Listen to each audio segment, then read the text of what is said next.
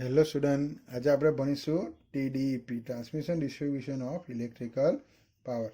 Last time આપણે ભણી ગયેલા કે પિન ટાઈપ ઇન્સ્યુલેટર. હવે આપણે ભણીશું સસ્પેન્શન ટાઈપ ઇન્સ્યુલેટર્સ.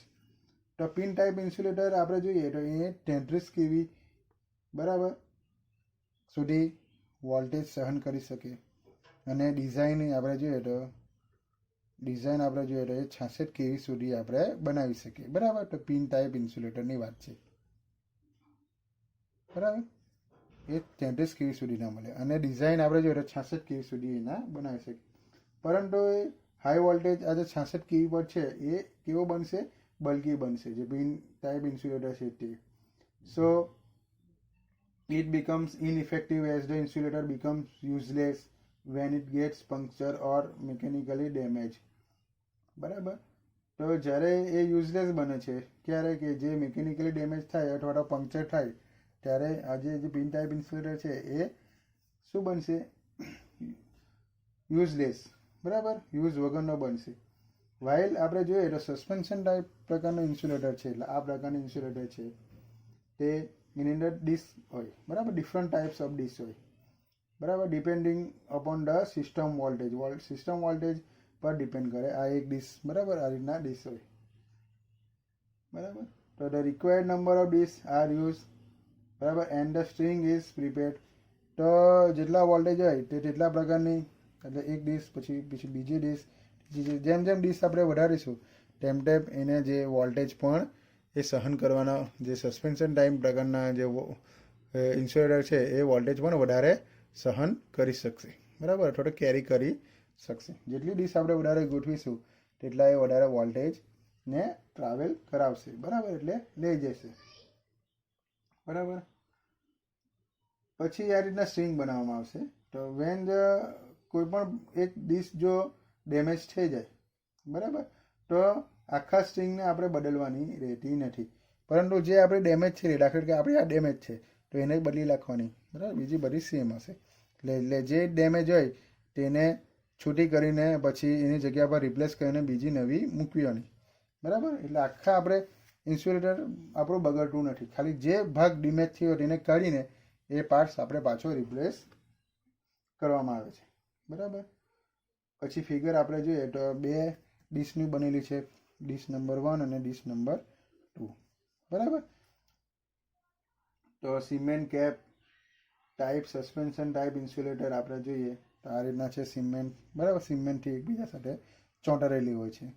બરાબર, આની અંદર શું હશે? પિન હશે એક, તેની અંદર બીજી ડિશનો આ રીતના અંદર લટકી જશે. બરાબર, ઉપર. બરાબર, તો ઇન્ક્રીઝ આપણે જોઈએ તો એની આપણે જે લેન્થ જો આપણે ઇન્ક્રીઝ કરીએ તો લીકેજ પાર્ટ છે, તો જે increase two increase the length of the leakage part grooves આપણે જોઈએ તો જેના જે ગ્રુવ્સ છે, બરાબર, તે પ્રોવાઈડ આપણે આ રીતના એના ગ્રુવ્સ હશે. બરાબર, આ રીતના. પછી પિન આ રીતના હશે. બરાબર, due to this the inner side of the disc remains dry. બરાબર, તો આનાથી શું થશે? અહીંયા વરસાદ પડશે તો અંદરની જે ડિસ્ક છે એ ડ્રાય બનશે. બરાબર, તો ડ્રાય બનશે. તો રેન વરસાદની અંદર, બરાબર, એના વરસાદ પડે તો પાણી અહીંયાથી ડાયરેક્ટ અહીંયા આવશે. બરાબર, અંદર જશે નહીં. દાખલા કે અહીંયા વરસાદ પડ્યો, બરાબર, તો પાણી અહીંયાની પર પડશે એટલે અહીંયાથી પાછું જશે. એટલે અંદરની સાઈડ પર જે આપણું જે વસ્તુ જે છે ડિશ છે એ કેવી રહેશે? ડ્રાય બનશે. બરાબર, તો પછી આ પિન, સ્ટીલ પિન યુઝ કરવામાં આવશે. પિન કયા પ્રકારની હોય? સ્ટીલ પ્રકારની. બરાબર, તો એની નીચે પાછી બીજી એક ડિશ ફિટ કરવામાં આવશે. પછી એની નીચે પાછી બીજી ડિશ, એટલે પિનની અંદર ફિટ કરવામાં આવશે. On the top of the galvanized cast iron cap is cemented. Groove is provided in it. બરાબર, in which the pin of the unit above is fitted with the locking pin. બરાબર, આ locking pin કહેવાય. બરાબર, એકબીજા સાથે ઉપર એ રીતના groove આવશે અને ઉપરનો એક ગ્રુવ હશે, બરાબર. અહીંયા એક ગ્રુવ હશે, તેની અંદર આની અંદર ફિટ કરવામાં આવશે, બરાબર. એટલે લોક થઈ જશે એકબીજા સાથે, બરાબર. તો તેનાથી જે પિન છે એ સહેલાઈથી બહાર નીકળશે નહીં. તો તેનાથી સ્ટ્રિંગ છે બનશે આખી. તો એનાથી આપણે જેટલા નંબર ઓફ ડીશ આપણે લગાવીશું, બરાબર, તેટલા પ્રકારનો એ વોલ્ટેજ કેરી કરી શકશે, બરાબર. પછી હુક અંદર પ્રોવાઈડ હશે ટોપ. આ ટોપ યુનિટ છે તે અહીંયા હુક છે. આ શું છે? હુક છે, બરાબર. તો એનાથી અહીંયા શું ક્રોસ આર્મ હશે એના પર આ લટકાવવામાં આવશે, બરાબર. પછી ક્લેમ્પ આવશે, નીચે ક્લેમ્પ હશે એક, બરાબર. આવી રીતના એક ક્લેમ્પ હશે નીચે. તો તેની ઉપર આપણે આવી રીતના હશે ક્લેમ્પ. આપણો લાઈવ કંડક્ટર આ રીતના દોડાવવામાં આવશે અને અહીંયા શું આવશે? આપણો ક્રોસ આર્મ, બરાબર. તો આ હતો આપણું સસ્પેન્શન ટાઈપ ઇન્સ્યુલેટર. જો આ મેટલ કેપ છે, બરાબર. આ છે સિમેન્ટથી ચોંટાડવામાં આવશે. આ રીતના આપણે જે પિન ટાઈપના ઇન્સ્યુલેટરની અંદર જે બોલ્ટિંગ કરેલા હશે, આ જે પિન નાખવા માટે, બરાબર, તે અંદર હશે. આ ડીશ છે, બરાબર. આ રેન શીલ્ડ કહેવાય આને, આખું છે તે, બરાબર. એટલે અંદરનો પોર્શન છે એ શું થશે? ડ્રાય રહેશે, બરાબર. આ હતો આપણું સસ્પેન્શન ટાઈપ ઇન્સ્યુલેટર. નેક્સ્ટ આપણે ઇન્સ્યુલેટર આપણે જોઈશું સ્ટ્રેન ટાઈપ ઇન્સ્યુલેટર, બરાબર છે. તો સ્ટ્રેન ટાઈપ ઇન્સ્યુલેટર એ આ રીતના હશે, બરાબર. તો સ્ટ્રેન ટાઈપ ઇન્સ્યુલેટરને આપણે જે મટીરિયલ આપણે જોયેલું, કયું મટીરિયલ આવશે? સ્ટીએટાઇટ, બરાબર. તો સ્ટીએટાઇટ નામનું મટીરિયલ એ આપણે જોયેલું, કેમ કે એની સેન્ટ્રલ સ્ટ્રેન પોર્સેલિન કરતાં વધારે છે. તો સ્ટ્રેન ટાઈપ ઇન્સ્યુલેટર આપણે જોઈએ,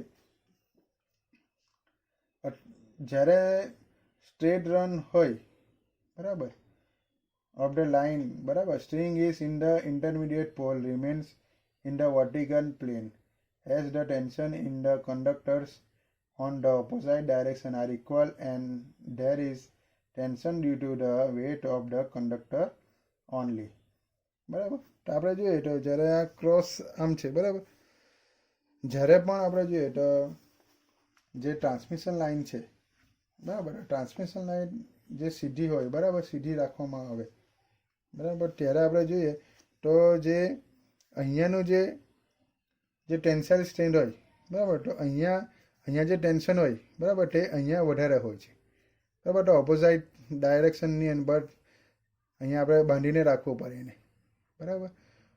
તો દાખલા તરીકે હું તમને સમજાવું, દાખલા તરીકે આપણે જે બે ટ્રાન્સમિશન લાઇન છે, બરાબર,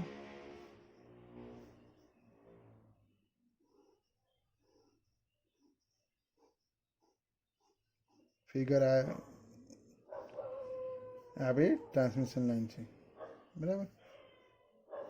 1 2 3 અને આ 8 વાયર છે, બરાબર.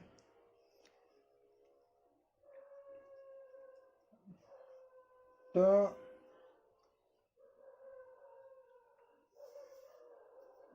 જેમ જેમ સ્ટેટ રન આપણે જોઈએ, બરાબર, તો ટ્રાન્સમિશન લાઇન આપણે જોઈએ ત્યારે આ રીતના પ્રકારના પોલ છે, બરાબર. અહીંયા ઇન્સ્યુલેટર હશે, આ રીતના લટકાવેલા હશે. એ કયા પ્રકારના? પહેલાં તો સસ્પેન્શન પ્રકારના ઇન્સ્યુલેટર હશે, બરાબર. હવે બહુ લાંબા સુધી આ રીતના સસ્પેન્શન પ્રકારના ઇન્સ્યુલેટર એ ઉપયોગમાં આપણે લઈએ, બરાબર.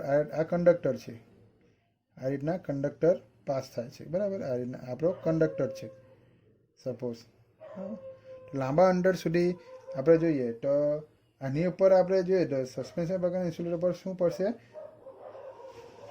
સ્ટ્રેસ પડશે, બરાબર, અને સ્ટ્રેસ પડશે એટલે શું થશે, એટલે અમુક જગ્યા પર બરાબર, દાખલા કે સ્ટ્રેસ પડશે, આ શું આપણું છે અર્થ વાયર છે બરાબર, આ આપણો ઉપરનો ટોપ મોસ્ટ કંડક્ટર. તો ઇન્ટરમીડિયેટ પર બરાબર ત્રણ આર વાય અને બી. તો અહીંયા આ રીતના ઇન્સ્યુલેટરો ગોઠવવામાં આવશે બરાબર, આ રીતના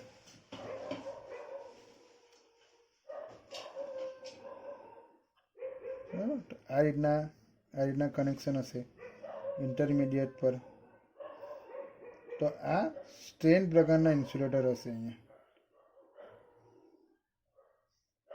એટલે શું થશે, અહીંયા જે ટેન્સાઇલ સ્ટ્રેન બનશે એ અહીંયા ડિક્રીઝ થઈ જશે બરાબર.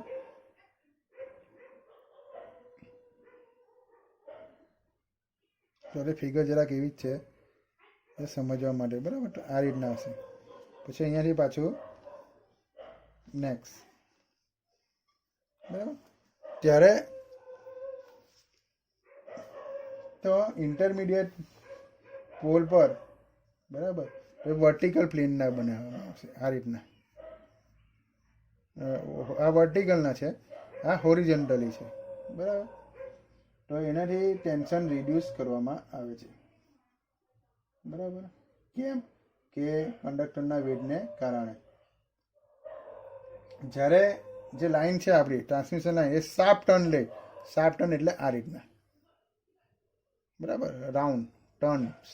દાખલા કે આપણી લાઈન આ રીતના જતી છે, પછી આ રીતના ટર્ન્સ લેશે એટલે શાર્પ ટર્ન્સ. અહીંયા કેવો બનશે, શાર્પ ટર્ન્સ. જ્યારે લાઈન આપણી શાર્પ ટર્ન્સ લેશે બરાબર, તો અથવા તો beginning of the line or ending of the line હશે ત્યારે ટેન્શન આપણા બેલેન્સ થશે નહીં. તો ટેન્શનને બેલેન્સ કરવા માટે બરાબર આપણે સ્ટ્રિંગ ટાઈપના ઇન્સ્યુલેટર આપણે લગાવવા પડશે. તો તેનાથી જે સ્ટ્રેન ટાઈપના ઇન્સ્યુલેટર શું કરશે, એ ટેન્શનને બેલેન્સ કરવા માટે ઉપયોગી છે. તો એ પ્રકારે એ ડિઝાઇન કરવામાં આવશે બરાબર આવે છે. તો general construction of strain type insulator આપણે સેમ કોના જેવા છે, સ્ટ્રેન ટાઈપના ઇન્સ્યુલેટર એનું જનરલ કન્સ્ટ્રક્શન કેવું છે, એ આપણું ડિસ્ક પ્રકારના છે બરાબર. ડિસ્ક પ્રકાર એટલે સસ્પેન્શન ટાઈપ પ્રકારના ઇન્સ્યુલેટર પ્રમાણે જ છે બરાબર.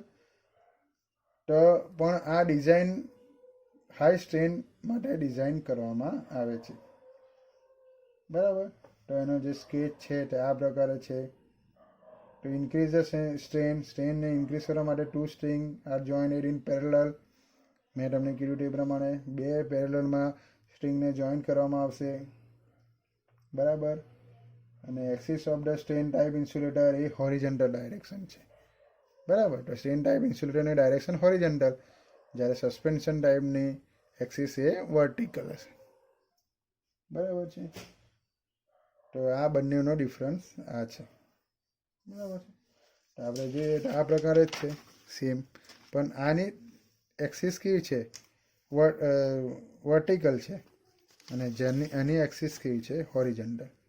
જ્યારે આપણે લાઈન ડેટ થઈ જાય બરાબર, એટલે લાઈનનો છેરો એકદમ અંત આવી જાય બરાબર, લાઈન આપણી પૂરી થઈ જાય બરાબર. તો ત્યારે આ પ્રકારના ઇન્સ્યુલેટર ઉપયોગ કરવામાં આવશે, સ્ટ્રેન ટાઈપ પ્રકારના ઇન્સ્યુલેટર બરાબર. એટલે કે આપણે જોઈએ આ આપણી ટ્રાન્સમિશન લાઈન જાય છે બરાબર.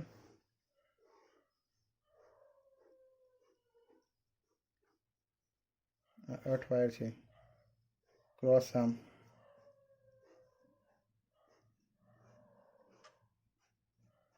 દાખલા કે આપણી લાઈન અહીંયા પૂરી થઈ ગઈ, ડેડ એન્ડ.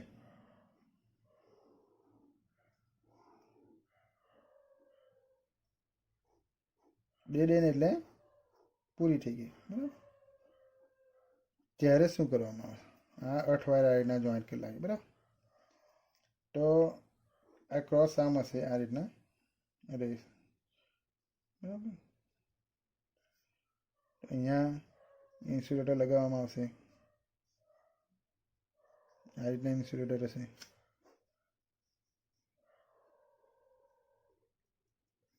આપણા વર્ટિકલમાં છે, આ રીતના ડબલ ચેનલ વાળી છે, બરાબર. આ રીતના જશે ટ્રાન્સમિશન લાઈન, બરાબર. તો અહીંયા એન્ડ થઈ ગયો, બરાબર. આગળ કોઈ લાઈન નથી, તો ત્યારે આપણે જોઈએ તો આ પ્રકારના ઇન્સ્યુલેટરો લગાવવામાં આવશે, બરાબર. આ આપણો ક્રોસામાં આ રીતના હશે, ત્યારે આપણે જોઈશું તો આ પ્રકારના ઇન્સ્યુલેટરો લગાવવામાં આવશે, બરાબર.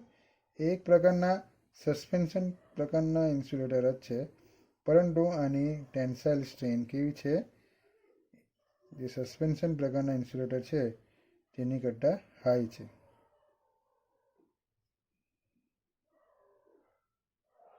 ઇન્સ્યુલેટર હશે, બરાબર.